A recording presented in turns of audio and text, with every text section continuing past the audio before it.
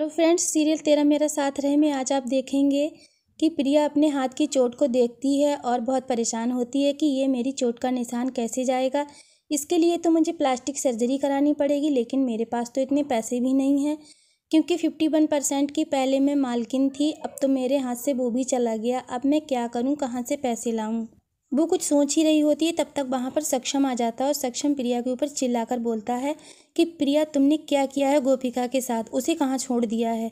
तो प्रिया कहती है उसे मैंने मरने के लिए छोड़ दिया है, बहुत बेताब हो उससे मिलने के लिए। सक्षम प्रिया के लिए वार्निंग देता है, कहता है कि अगर गोपिका के साथ कुछ भी तुमने बुरा करने का सोचा भी या उसके साथ कुछ गलत हुआ तो मैं तुम्हें छोड़ने वाला नहीं हूँ। तभी प्रिया सक्षम से कहती है ज़्यादा परेशान होने की ज़रूरत नहीं है, गोपिका बस थोड़ी शॉपिंग करने गई है, वो जल्द ही वापस आ जाएगी। तभी सक्षम वहाँ से चला जाएगा। दूसरे सीन में मिथिला सुभद्रा के लिए दवा खिलाकर सुला देंगी। तभी वहाँ पर मीनल आती हैं। मीनल कहती हैं सब कुछ कबाड़ा इस औरत की वजह से हुआ, अगर ये ना होती तो कुछ भी नहीं होता, सब कुछ अच्छे से ही हो जाता। मीनल से कहती हैं कि तुम ऐसा कैसे कह सकती हो, तुम्हें ऐसा नहीं बोलना चाहिए। तभी वहाँ पर मामी आ जाती हैं गुड लक के साथ। वो कहती हैं कि जब गोपिका इनको खून दे रही थी तब मैं उसी हॉस्पिटल में उस वक्त वहाँ मौजूद थी। मामी गोपिका के बारे में पूछती हैं तो मिथिला बताती हैं कि गोपिका और सुभद्रा जी दोनों ठीक हैं। तभी मीनल कहती हैं कि ये हमारे गांव की हैं, इनकी तबीयत ठीक नहीं है, इस वजह से हमने इन्हें यहाँ रख रखा है, इनका कोई है नहीं। मामी जी अपने मन में सोच रही होती हैं क्या वाकई में इन लोगों को ये नहीं पता है कि ये गोपिका की माँ है। तभी वो बातों बातों में ऐसे ही उनके मुँह से निकल जाएगा। तभी रमीला बैम्बू केस को सुभद्रा जी के पास रख देती है क्योंकि उसके अंदर एक माइक्रोफोन छुपा होता है। रमीला वो माइक्रोफोन इसलिए वहाँ पर छुपाती हैं कि जिससे कि यहाँ पर जो भी बात होगी वो रमीला तक पहुँच जाएगी। रमीला निश्चिंत होकर वहाँ से चली जाती हैं। अगले सीन में सभी लोग सिर पकड़कर चुपचाप बैठे होते हैं। वो बहुत ज़्यादा परेशान होते हैं क्योंकि उनकी प्यारी बहू गोपिका जो घर में नहीं है।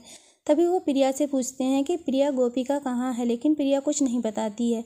वो बहुत खुश हो रही होती है, उन सबको चुप बैठे देखकर परेशान मजाक बनाती रहती है।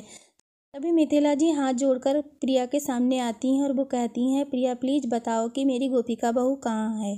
तभी सक्षम चिराग से कहता है देख कर आओ ड्राइवर आया कि नहीं। तो चिराग जाता है, वो कहता है ड्राइवर नहीं आया है।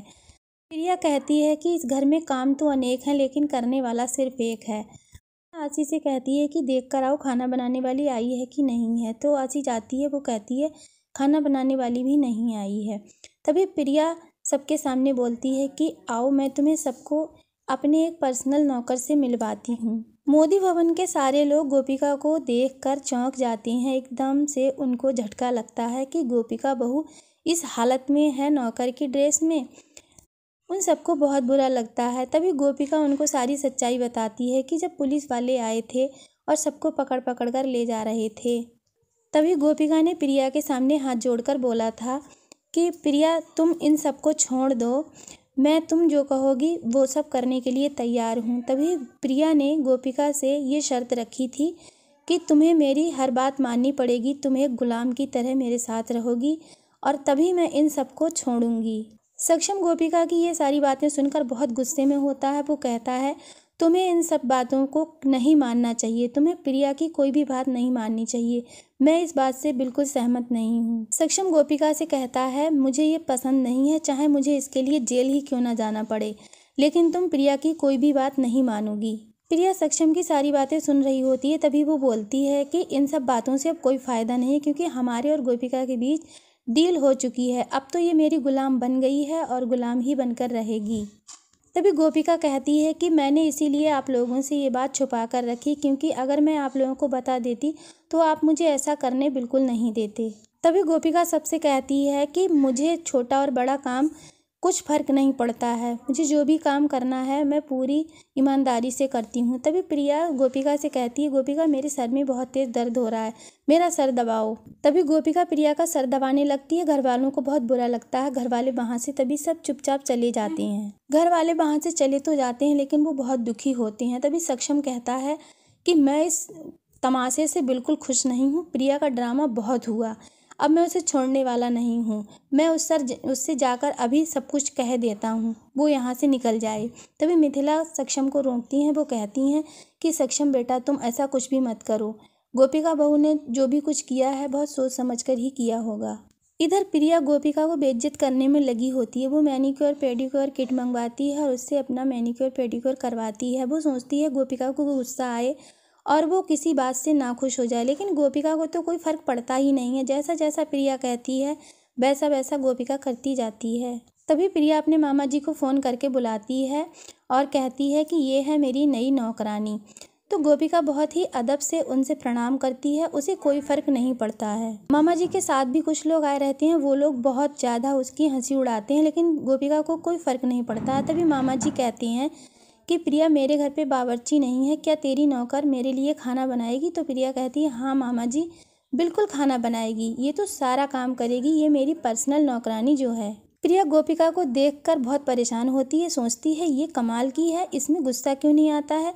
तभी वो प्रिया गोपिका से कहती है कि गोपिका मैं तुम्हें कब से परेशान किए जा रही हूँ, बेइज्जत किए जा रही हूँ, क्या तुम्हें बिल्कुल गुस्सा नहीं आता है? तुम्हें हो क्या गया है? तो गोपिका कहती है इसमें गुस्सा करने वाली बात ही नहीं है। तभी प्रिया गोपिका के लिए सारे काम गिना देगी, घर से साफ सफाई से लेकर खाना, गार्डनिंग, ड्राइविंग, सब कुछ प्रिया कहती है कि तुम्हें ही करना है। प्रिया कहती है लेकिन ये सब तुम्हें करना है केवल 10 मिनट में, अब तुम 10 मिनट में कैसे कर पाओगी? तभी वहाँ पर सक्षम आ जाता है जो कि नौकर की ड्रेस में होता है।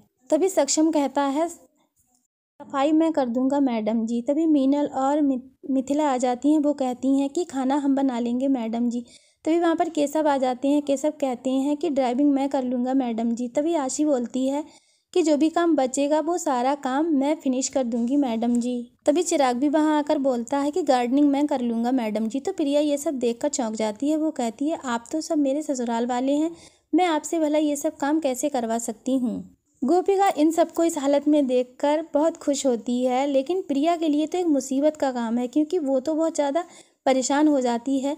वो कहती है कि मेरे तो ससुराल वाले मेरे खिलाफ हो गए हैं। तो मिथिला कहती है कि हम तुम्हारे ससुराल वाले नहीं हैं, हम गोपिका के घर वाले हैं। तो फ्रेंड्स आज का एपिसोड बस यहीं तक। बने रहिए हमारे न्यू अपडेट्स के लिए। अगर वीडियो थोड़ा भी अच्छा लगा हो तो प्लीज़ लाइक कीजिए, चैनल को सब्सक्राइब कीजिए। Thanks for watching.